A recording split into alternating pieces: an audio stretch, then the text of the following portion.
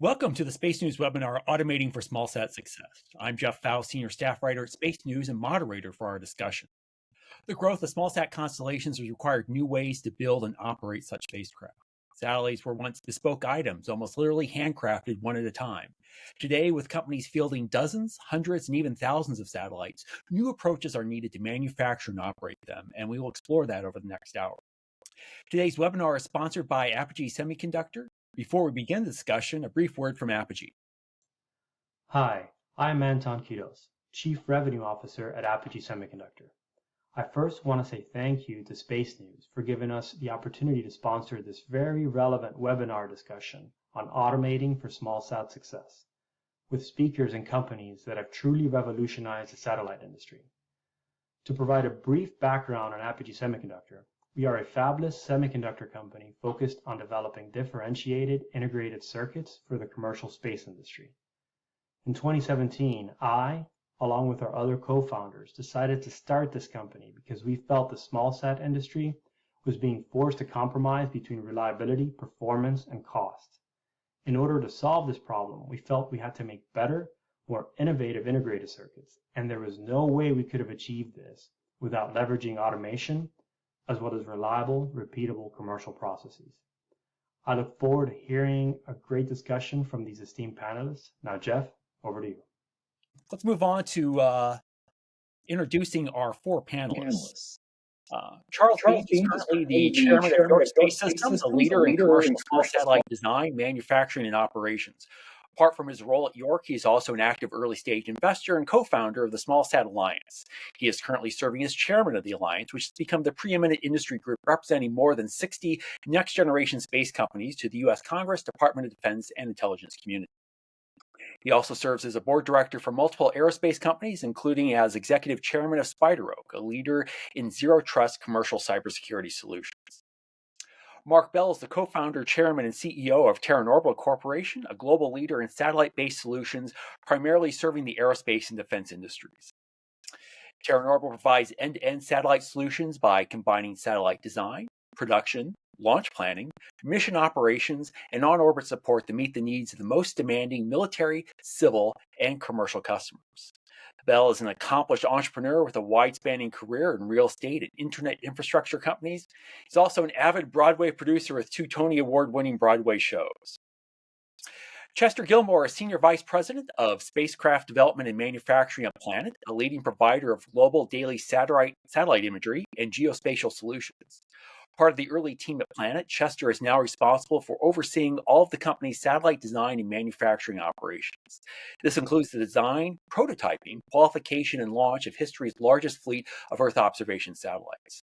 Prior to joining Planet, Chester was helping Las Cumbres Observatory Global Telescope Network build and operate a longitudinally deployed global network of fully robotic, autonomous 1 meter and 0.4 meter telescopes used for scientific research. And finally, Chris Winslett is the general manager of Blue Canyon Technologies, part of the Space Imaging and Microelectronics leadership under the Advanced Products and Solutions Strategic Business Unit of Raytheon, an RTX business. With close to 25 years of industry experience, Chris joined Blue Canyon from Lockheed Martin, where he was most recently the program director for SDA Transport Layer programs. Prior to this role, he was the director of program for OneWeb Satellites, which was a joint venture between OneWeb and Airbus. In this position, he was responsible for not only completing the design and development of the OneWeb constellation, but also for standing up a factory that was able to produce 10 satellites a week, and for developing a strategy to leverage that production to build a wider customer base. Before we begin the discussion, I want to remind you who are tuning in live that you could submit questions using the chat button that you should see on your screen. Submit those questions into the chat. My colleague Sandra Erwin is going to be keeping an eye on the chat and will help elevate some of those questions that we'll try to bring in the discussion as much as we can over the next hour.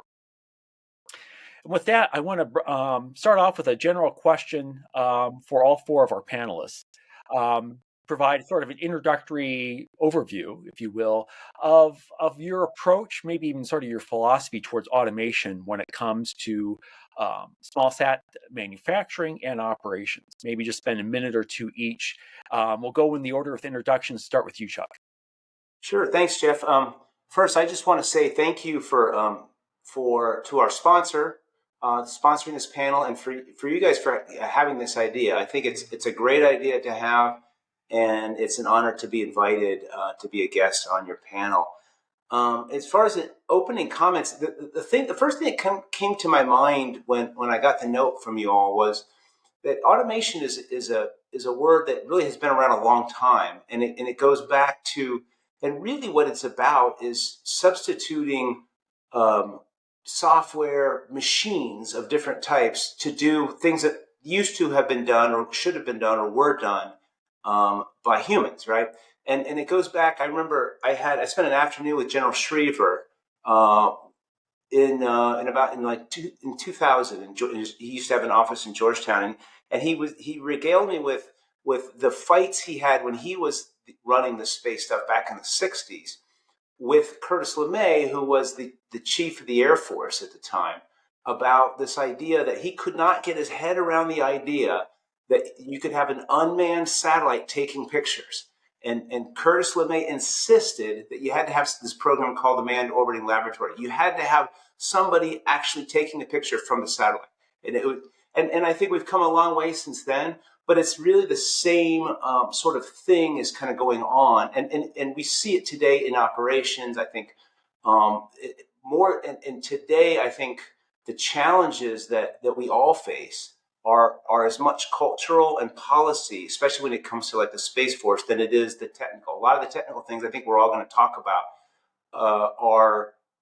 they're not that they're easy, but they're actually not that difficult. To enable some of the things a lot of us do, we enable our own satellites to do with software things for autonomous operations and stuff like that. But I think it's important to keep in mind that really the big fight for in sort of autonomous operations, there is a technical side. I'm not discounting that, but it's this cultural one, and it goes back as far back as Curtis LeMay and General Schriever arguing over, can we really have unmanned satellites that can actually take a picture? Anyway, that's my opening thought. Marc, over to you. Build a satellite for this whole Zoom thing, Anyway, Jeff, Sandra, thank you for having me today, and nice seeing everybody else on the screen. We look at our industry, and the reality is, a decade ago, none of us really existed doing what we do today, and in the form we're in today. And you see the military-industrial complex in the U.S. is going through a massive transformation, both on the procurement side. People like the SDA going from cost plus to firm fixed price, and speeding up the timetables. What used to take a decade, they now want in months instead of years. And I also believe a lot of what used to be made, all manufacturing went overseas. And so we believe you control your supply chain, you control your destiny, and we see automation and helping that a lot. I mean, Japan's been using automation for decades to build cars. The U.S. has finally started to pick up on that, but we're now using automation to build components, to build modules, and soon to assemble buses for satellites and other types of space vehicles. And we are seeing this whole industry really grow dramatically out of nowhere, and continues to grow because the goal is to continue to increase functionality and decrease the cost of the product to our end customer base. Chester. I love Planet. I love satellites. I love space news. I love space, and I love talking about what we're doing. And I think when we get together and we share ideas like this, a rising tide lifts all boats. And when we talk about automation, it's absolutely essential to be able to do what we do at scale and continue to do that. We like to think at Planet as, we use automation to do repetitive tasks, to free up our engineering and our human resources to, focus on what, on the creative, actually like value add processes. I always say, automation's a necessary evil. And what I mean by that is it's a mistake to try to automate too soon, because first you want robust, process design.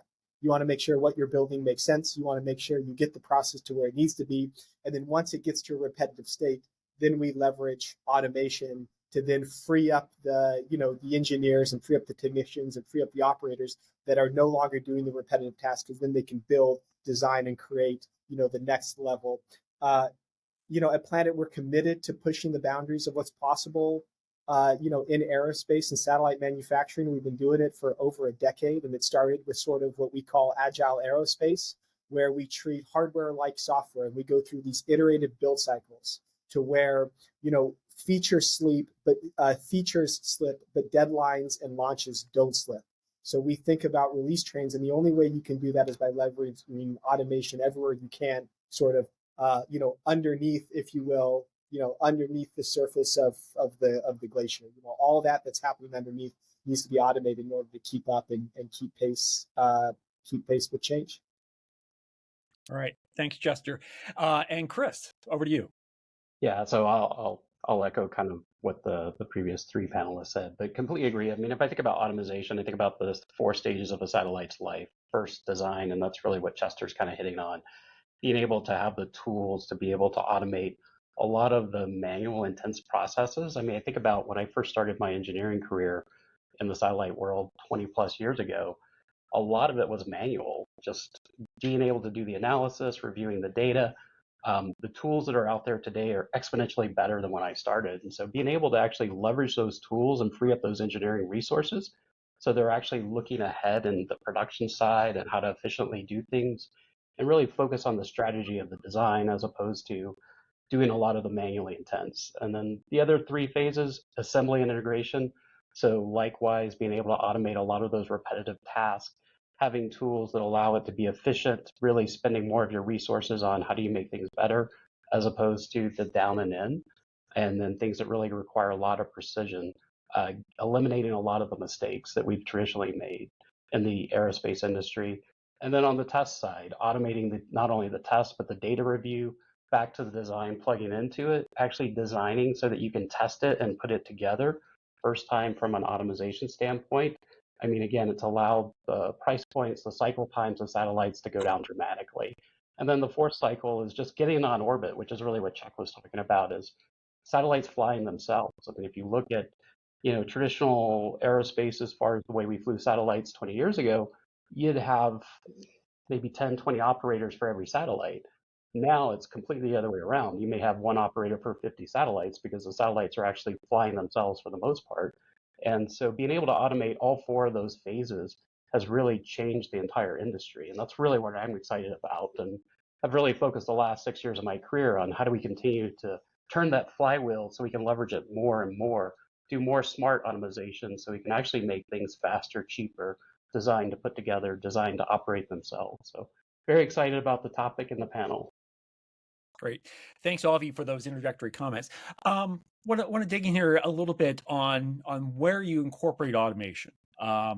Basically, how do you decide when to automate something, automate a process in design, development, operations?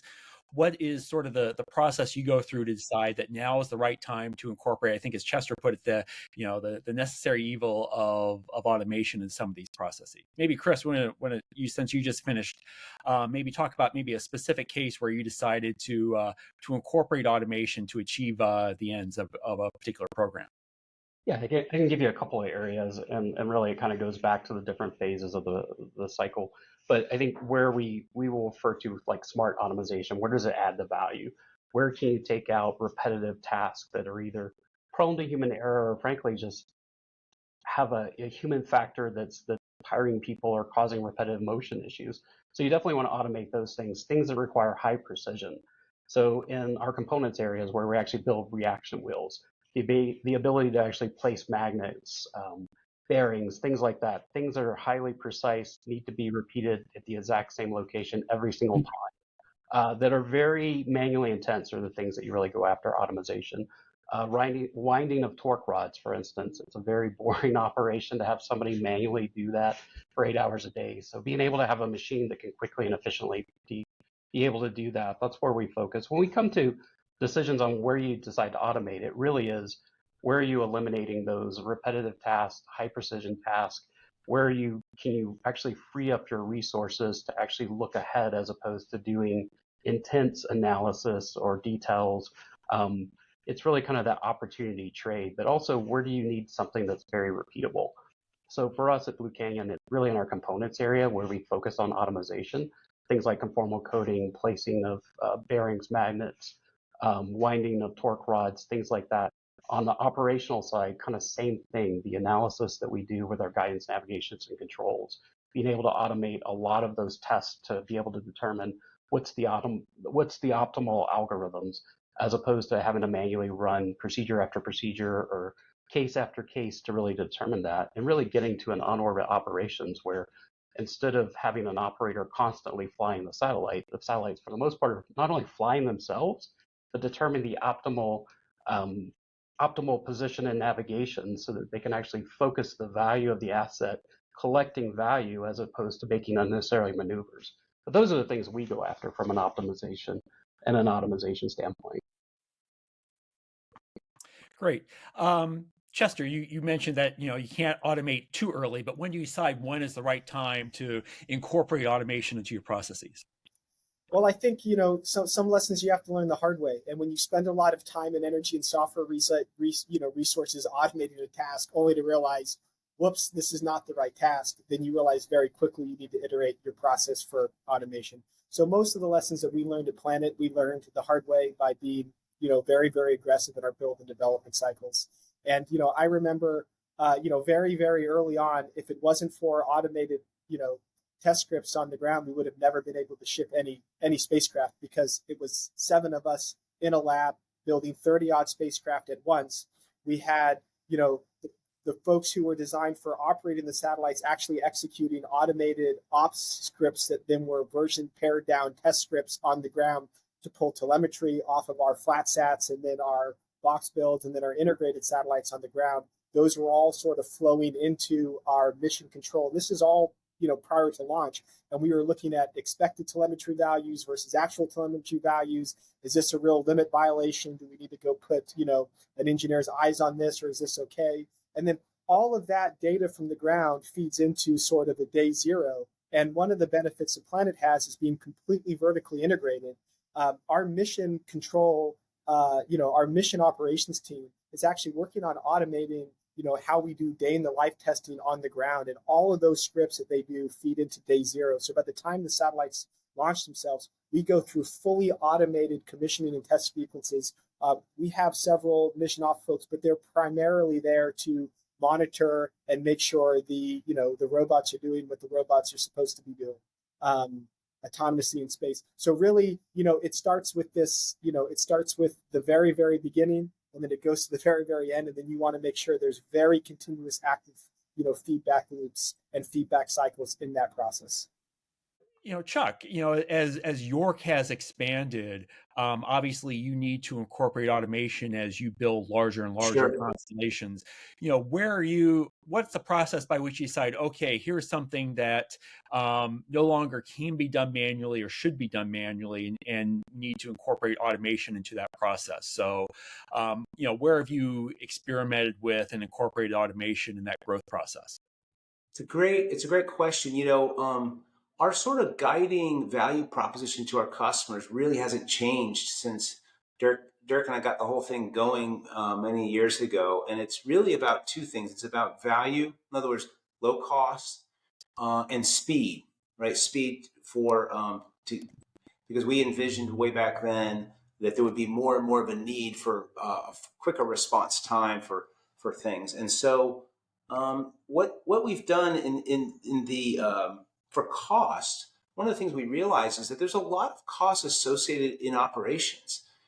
And so what we've done, and Chris talked about this a little bit, we've actually spent quite a bit of our own internal R&D in automating our operational process, because for the most part, most of our customers that we build satellites for, they want us to operate them as well.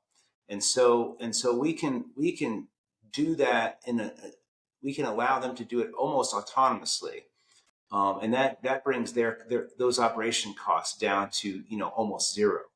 And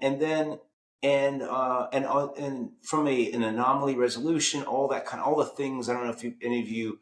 I'm sure. I know Chris. I'm sure the others have done space operations, but that's a lot of what you end up doing is anomaly resolution, recognition, all that kind of stuff. And being able to sort of automate that from the standpoint of machine learning and those kinds of things, using statistical analysis and stuff, it has been very, very useful. And then the other thing that it is a small sat thing that I feel like ought to be mentioned here, which is that people don't realize that cybersecurity in the way it's been done for the last 50 years is very manpower intensive. And Spider Oak is not a satellite builder, but they are a software, they're a cybersecurity tech company, and their ambition is to do massive cost reductions in provisioning cybersecurity for space customers, which is not it's a very difficult task to do, and they're eating away at it one bite at a time. But that's another way it's automated. Basically, it's automating the process using distributed ledger technology and all that kind of thing to free up and not have it so many actual people doing the physical cybersecurity, which is the way it's been done since I was a lieutenant in the Air Force, 35 years ago. And it largely still done that way. So anyway, that's something that a lot of people don't think about, but it is a form of automation purely done in software that's a big ambition for us. Marc, given Terran's experience starting with Tyvak building individual CubeSats to where you are today, where have you found the best ways to incorporate automation into your processes? The way we looked at automation is we first started looking at the places where we had the lowest yield. It started with batteries, for example. We found out that the people doing the battery welding had very low fine motor skills when they did the soldering. So we built robots to turn around and do all the soldering for the batteries, for all the leads that go onto a battery. Then we realized that when we put the cells inside, the lithium-ion cells into the battery casing, we were wasting 90% of the glue. It was like $300 a tube for the glue. And by doing it, we only using about 10% of it for each cell because it would dry out too fast. So we started using the robots then to put the glue in. And we went from a 10% yield to a 99% yield on batteries. So we have a less than 1% failure rate now with batteries. And then we started to go through the other components and modules we make. Like a power watchdog was a great example. It took about 4 hours to manually assemble a power watchdog. We can now do robotically in 6 minutes, 58 seconds. So we can do about 204 power modules every 24 hours. So it's really been a huge boon for our business in terms of building things in quantity and quality. So our quality has gone through the roof. It's our throughput has gotten faster and faster. So we're in the process of redesigning all 80 plus components and modules that we build in-house so they can all be robotically assembled. You've mentioned some cases here and there, but I'm curious if anybody's willing to sort of quantify some of the savings and the benefits that you've seen from automation in terms of saving time, saving money, saving personnel. Sure. I mean, we see massive savings both in time and money. So we look at costs us about $100,000 per robot that we build. Our ROI on each robot is less than 12 months. So each robot basically pays for itself within a 12-month period. So we're seeing huge cost savings. We're also seeing savings as we grow as a company, our labor pool isn't growing. We saw like in October, November, December, we actually saw our labor pool decrease through natural attrition, yet our throughput was increasing dramatically. So we're seeing robots picking up where people aren't, because robots can work 24/7, 365, which obviously a person can't. And it has been just a big game changer for us in how we produce things. I would say, I think Chris mentioned a good one, talking about ground stations and the big reduction since we were young in that arena. Another one that I would just say, sort of at a little more macro level, we at York, for example, we're constantly looking at automating processes, and a lot of it's proprietary and stuff like that. But you can see the effect. It's reflected in our pricing, right? I don't know if you've noticed it, because some stuff does get out. We don't advertise our prices and stuff like that, but our price is actually it's dropping. The capability is increasing of our standard bus that we manufacture for ourselves. That's dropping by roughly about 40% every 2 to 3 years. The price is actually going down. Meanwhile, the performance continues to go up, and that's all because of automation. right? That's because we're applying algorithms that increase efficiency in everything from Chris mentioned, everything from design to manufacturing to operations, and we just pass those savings on to our customer. That's because that's sort of our basic value proposition to the community is to be the kind of like the low cost leader or whatever. Yeah, and I'll just echo what Chuck said, because I think really, if you look at the prices in the industry, and a lot of this is public, the price of satellites for comparable capability, at least since I started my career, is an order of magnitude less than when I started. If you look at cycle times are 12 months, 15 months less than they were 15 years ago. And I think a lot of that is the automation. So you can see it at a macro level of just the cost, the cycle times coming down, the volume of satellites that are being produced today. You couldn't have produced those 20 years ago if you didn't have this level of automation. So I think the industry as a whole is a great indicator. I think any one particular thing you implement, there is a whole ROI trade that's not only cost, cycle time, but again, it's really looking at opportunities for rework. Marc had a great example with the batteries. It's like, if you're having to rework it over and over again, if you can automate that and eliminate the rework cost, eliminate the opportunity cost of having your team focus on rework, and instead actually focus on how do they improve the product, give more capability, make it faster cycle time, lower cost, that's a whole opportunity cost, difficult to put into an ROI. But if you look at where the industry is, I don't think we could have gotten here. And a lot of factories today are making multiple satellites a week, or 10 satellites a month, whatever the number is an indication of how much it's changed the industry as far as automation. Great. Chester? I think a very tangible benefit the planet's seen is, if I think about our flagship, spacecraft line, which is the Dove satellite, we've gone through 17 different iterations of that build and have launched many, many hundreds in space. Leveraging automation to achieve that cadence of launch has allowed us to actually build heritage where heritage didn't exist, using agile aerospace. And what I mean by that is we're able to dedicate, as volume sizes go up, we leverage automation that is very common in other industries. In industrial engineering best practices, we leverage what's common sense in other industries, because now we're building at scale and we're distributing risk. Rather than having $1 billion satellite, we have $1 billion invested over many different spacecraft. So it means that our risk posture with how and where we take risk changes.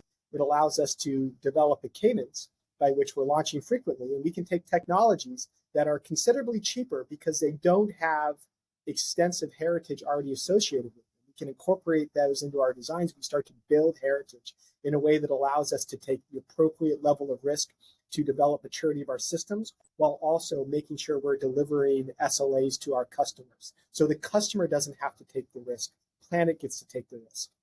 And this is only possible because, as was mentioned previously, the economies of scale that we're starting to see by taking, what used to be one monolithic system, distributing it, then all of a sudden now, instead of building, if you think about the redundancy and sub-modules and systems, in some situations, we're building thousands of these modules, a year. And so that allows us to then even leverage more when you have these, modular scalable systems, and you have more automation that can come into the unit level assembly, which drives better reliability, cheaper cost, higher cadence, which then allows us to take more risk in terms of technology demonstrations and really pushing the boundary of what's possible. We can borrow from industries that have a high degree of reliability in terms of their ability to produce components, but maybe they don't have the heritage in space. So that's where we need to really take a blended approach, where we do our ground testing, but then we launch quickly to correlate ground models, and we're not spending too much time or energy on one particular, part of the chain. Great to hear. I want to encourage those of you in the audience, if you have questions, enter those into the chat. We'll devote the last 10 or 15 minutes of the webinar specifically for audience questions. So please submit them in, and my colleague Sandra Erwin is going to be keeping an eye on that to be able to pull out the best of those questions to present to the panel later on. inevitably when we talk about automation, the idea, the concept of AI, machine learning, related technologies like that come up. How are you using AI, ML, other technologies like that in either the design or the operation of your satellites? Maybe I can take a couple of cuts at that. Sure. So I think there's a number of ways. I think when you talk about machine learning and AI, I mean, if you look at guidance, navigations, and control type algorithms, if you look at what you're trying to do from not only keeping the satellite in the right orbit, but keeping it pointed in a particular location or trying to optimize your slew times, all of that, those are things that really you need the tools, you need the optimization devices to be able to do that. It couldn't manually be done. So AI, machine learning, is a lot of the optimization algorithms you're running are really kind of incorporated into some of those as well. We have a product we call OATS, the Optimal Attitude Trajectory System, where it actually does that. It actually is flying today on all of our GNC systems, and it automatically calculates what's the optimal time to be able to have that asset adding value, collecting images, whatever the mission is, as opposed to slewing around or trying to orbit. So I think those are ways. I think other areas of optimization, I think as we get more and more into higher volumes of production, I think Chester kind of alluded to that as well. What you see in other industries is the ability to actually have enough data to be able to say, are we doing the right level of testing? Analyzing the data, looking for trends, looking for on-orbit performance, things like that. And I think that's really what you've kind of seen in the on-orbit operations as well. Being able to really analyze the data so that all that data analytics that used to be manual are actually now done automated. And so you actually have looking at how do you take the data and make information as opposed to just analyzing data. So I think we're seeing a lot of that in the industry, at least for us at Blue Canyon. Something I can talk about now a little more openly is the reason. One of the big reasons why we acquired Emergent was because of their world-class software developers. They were not well known in the national security arena because they're more of a NASA contractor, but the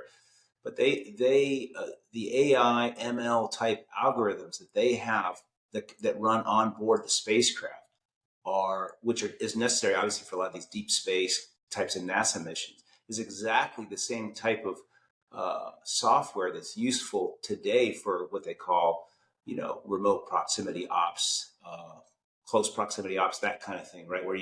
Where in a sense, there's not enough time for an operator on the ground to be communicating to get up close and personal to another satellite. Obviously, NASA had one reason for it, and the national security community has another. But that's another way by which, again, if you go back to my old definition of automation, it's taking people out of the loop and it's substituting machines, whether it's mechanical machines or software. That's a great example. I mean, it's literally one of the main reasons why we bought Emergent. Everyone had wondered back when why we did that. I'll reveal the reason. That's why we did it. and they're also the GNC stuff. They're sort of world leaders in that as well. I mean, we're using AI for things like object recognition on the ground for our EO customers, helping them to figure out, what's a fighter jet, what's a bomber, what's a commercial airliner, where they take off, where they land. So as we build different satellites that do different missions, we're trying to help the customer with different software packages using AI so they don't have to watch the imagery themselves. The computer looks all the imagery and just flags when it sees an image that has been put into the system that they want to see. When is a certain kind of fighter jet taking off, or where is it located? They want to keep an inventory of it, where it goes around the world. So that's one example. On the automation side, we use AI really to see how the computer looks at how it's doing at times, how the arm moves, and trying to find ways to make it move more efficiently, reduce the time it takes to put something together. For example, we originally predicted it would take 30 days for us to assemble like a transport layer bus robotically. We now have that down to about 72 hours to assemble a bus robotically. And a lot of that is using AI to figure out how to do it faster and cheaper. And at the end, you're pushing the savings onto the customers, plus increasing your margins. So it's a win-win for everybody. Chester, do you have anything to add? Yeah, it's even, I mean, my mind just goes when I think about all the different applications and what to speak on, because, when you think about AI, it's all about training data, really. You have to have the right training data to train whatever you're doing. And whether you're using AI or ML, like to do, visual inspection of solder joints, or you're using it to train data sets to do object or, detection or change alerts. Planet's real advantage here is that we've been collecting copious amounts of data for our ground operations in terms of how we build, how we operate the satellites and ingest telemetry and build more robust applications for future automated or the end derived products that we're delivering to the customers. And, we've been in the business of data for over a decade. And I think having proprietary data sets by which to train your algorithms on is increasingly useful and valuable. And what it really allows us to do is like, AI is a buzzword, but we need to think about, like, what does it allow us to do? What are we really trying to do? What we're trying to do is we're trying to solve, solutions or pain points or answer questions. The questions, if you're a QA engineer on the ground, is this operation going to be successful and pass this test, or will it require rework? If you're a customer who's ingesting, terabytes of data from space, it's, do I have the answer to the question that I'm asking, right? Is this a 0 or a 1? Is there a ship here that I'm expecting to see, or is that ship gone? Are we seeing massive amounts of deforestation in the Amazon rainforest, or are there still tree and canopy covers there? So really, I think, when we think about AI and we think about machine learning and all these buzzwords, it's really important to keep a practical application lens. Is what are we really doing? And what we're doing is we're leveraging automation and data sets to solve, more important questions quicker, to allow, customers, whether they're internal or external, to also arrive to the answers to the questions that they ask sooner. And I think, ignoring this or ignoring, how we do it, like, this is, AI is here, right? Machine learning's been here for a while. Data can either be large amounts of data can either be a liability if there's too much to look for, or it can be an asset if you're using that to train algorithms to have better ability to predict outcomes in the future. Right. For anyone here on the panel, have you looked to other industries to see how that they have applied automation to their processes and then taken those lessons learned into your own SmallSat manufacturing and operation processes? I'll at least say yes. In my career, I've done that multiple times. We've looked at the automotive industry, for instance, the way cars are made. A lot of lessons learned there. We've also looked at the plane industry, how commercial jets, things like that are made. Because if you think about those, often people will say, well, a car can be fixed or maintained. A jet's a little different. It can be fixed or maintained, but it still has human lives on it. So it's got to be highly reliable. The other industry that I actually found was interesting to look at was the medical industry. So you look at medical devices that not only have high reliability, but there's high volumes of production. And to me, those were the three most applicable industries we looked at to go, where does it make sense to make automation in a product that's got to be highly reliable, it's got to work, and you need to make mass quantities of them. So. I can talk to one thing as an example, Jeff, of something York has done. We did a few years back, speaking of other industries, we recruited some of the top talent from Rolls-Royce engines, right? Because those are a very high precision, high volume kind of thing. And we brought them in, and they have helped us take our production design and our production facility that I know Sandra has seen. We've grown over the years like everybody else. But those folks are in charge of that, and they have continued the path that Dirk and I started many years ago. Again, it ends up being reflected in cost reduction, but the bottom line is we actually brought in people that had never even touched or seen a satellite, but they took all that knowledge, that manufacturing sort of expertise, worldwide too, by the way. These were folks from Europe and over in the Far East and stuff like that, Americans, U.S. citizens, but from all over the world, and brought them in, and they have completely reinvented the process by which we're doing this. And so we're excited actually to be announcing soon even greater price reductions and stuff like that for all of our customers and new customers. So. Chester, Marc, do you have any additional insights? Before I started at Terran, we used to own a watch company of all things, and we acquired this company. We made 2.5 million watches with 250 million components, and we used to track every single component. And we realized we were building the watches originally by hand, and we realized it was just an army to do it, and we started doing it cheaply. We used a sushi conveyor to move them along, and built little tiny robots to put all the pieces on. And this goes back well over a decade ago. We realized, that there was a more efficient way to do it, and we started using robotics to put little QR codes on every single component. And it was, we were able to track 250 million components through a life cycle to a serial number to know, if a watch ever failed, where it failed along the production line.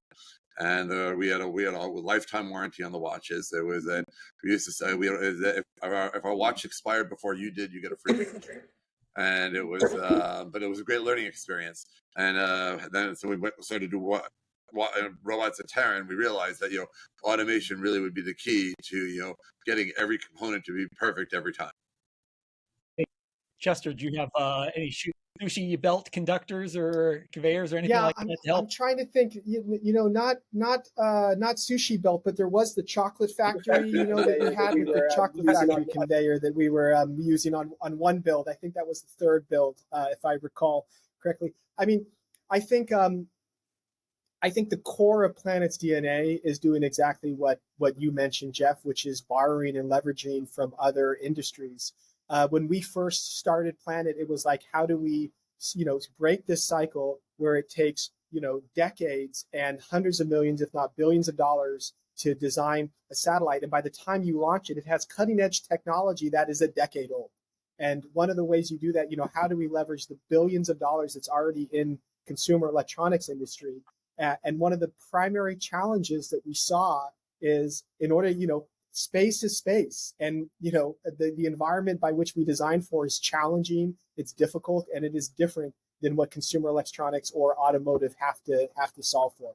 The processes, the design methodologies, we borrowed those, and then we thought, how do we quickly bridge the gap between the difference in designing a car, which is very challenging. You might say, but the challenges are different, right? It's not in a vacuum, and to some extent too, what we're, you don't have the same radiation, but to some extent what we're seeing in space is like, how do you bridge that gap so you can leverage the billions of dollars, in these adjacent industries, medical devices, automotive, consumer electronics, and then quickly establish heritage to where you build robust technologies for our specific environment and application.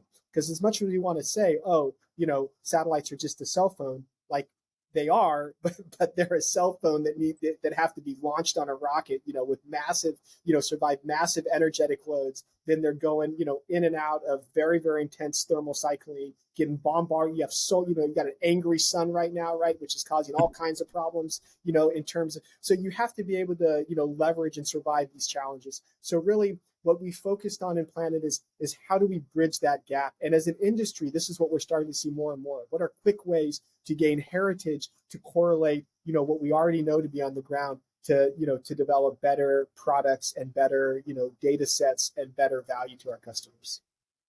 Great. Sandra's been keeping an eye on the chat and know she's found some good questions. So Sandra, do you want to pick out a few of the best questions that came up to pose to the panel? Yeah, thank you, Jeff. Some of the questions I try to combine into multiple questions into one, but one of the questions that several people want to know is, how do you make your strategies for automation adaptable so they can accommodate future growth, so you can accommodate scaling, design changes in satellites? How do you think about making these automation processes and strategies adaptable for the future, which sometimes we don't know where things are going? So what are your thoughts on that? Maybe Chuck, do you want to start?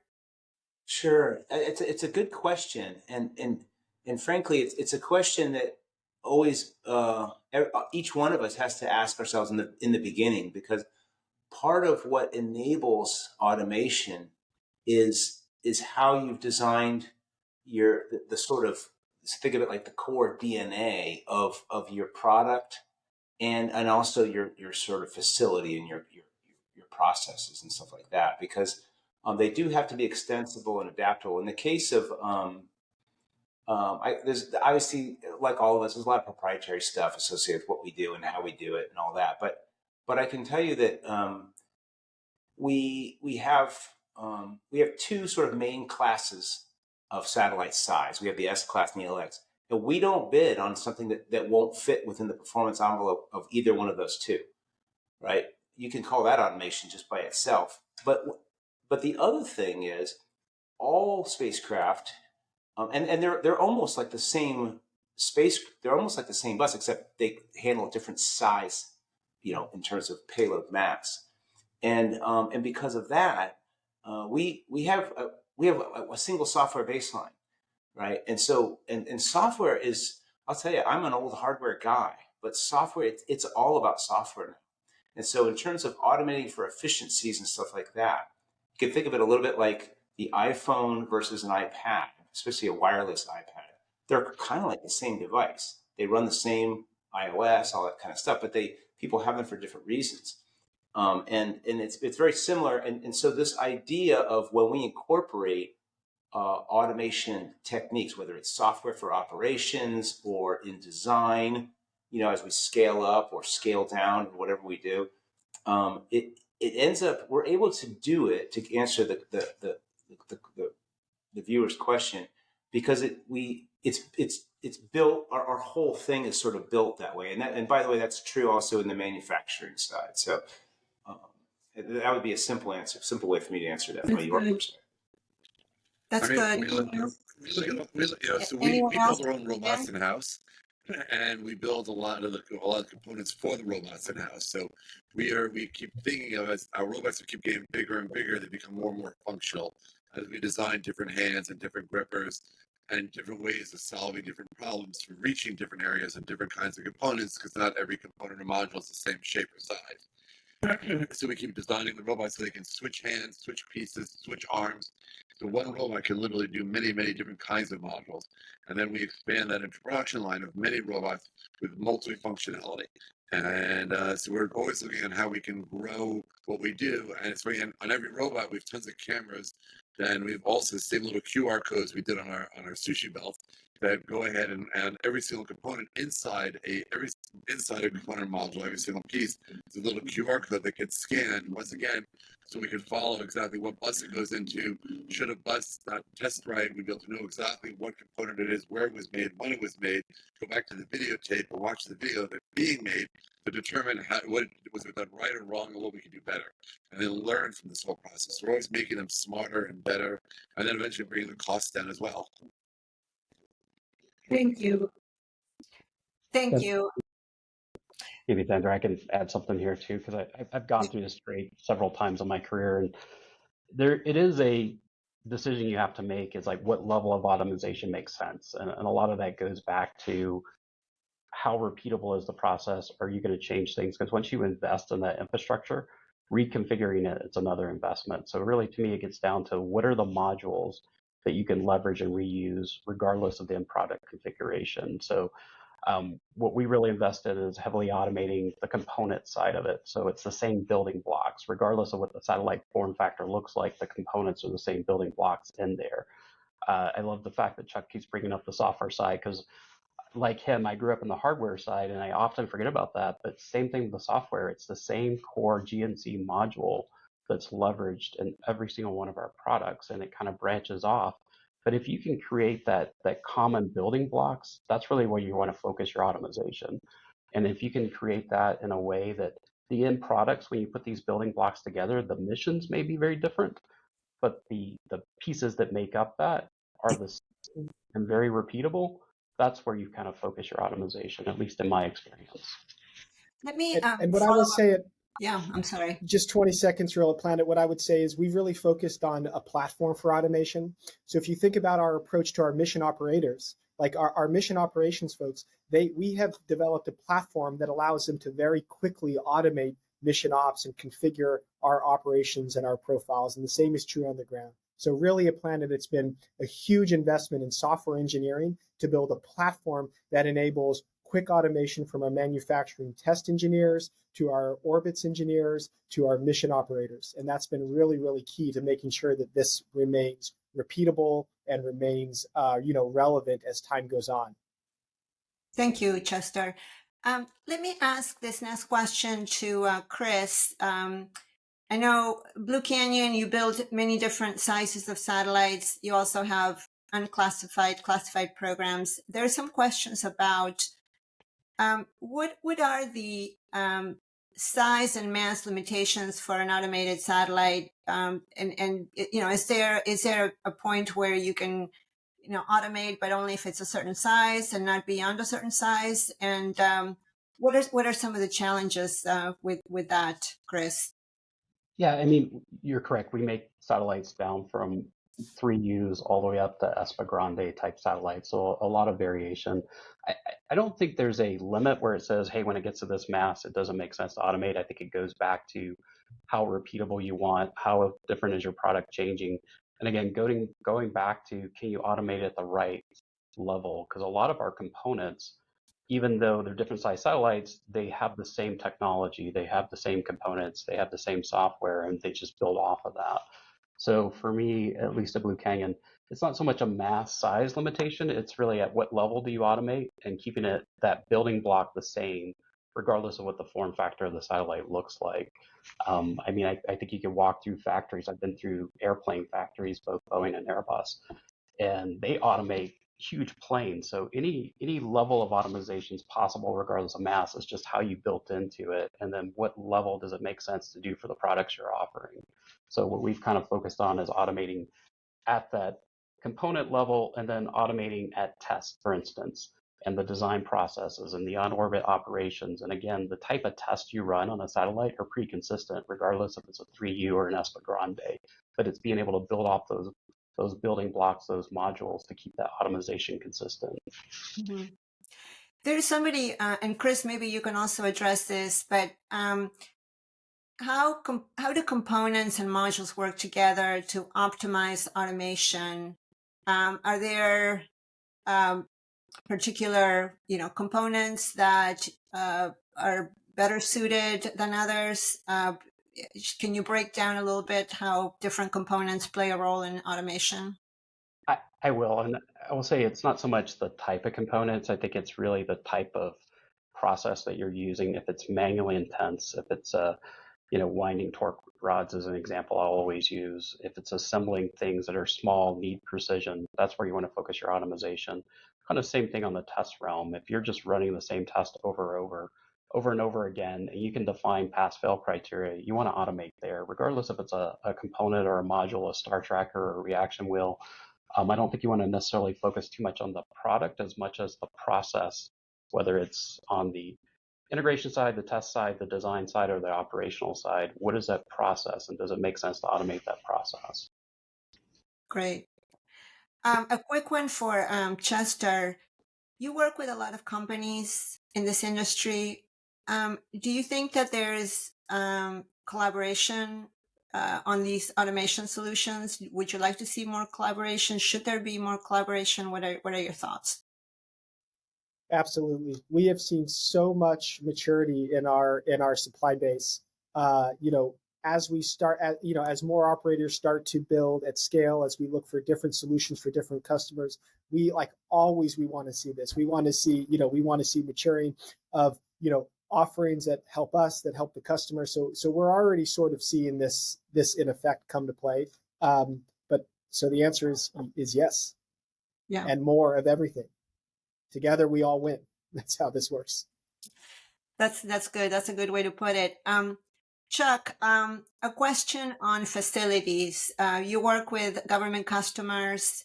Yes. Some of our audience members want to know what are some facility related problems that you have encountered when you implement automation, not just like power, which is kind of a simple one, but maybe SCIF, classified facilities, or the supply of automation products themselves. Can you maybe think of some challenges that you've experienced that you can share with the audience?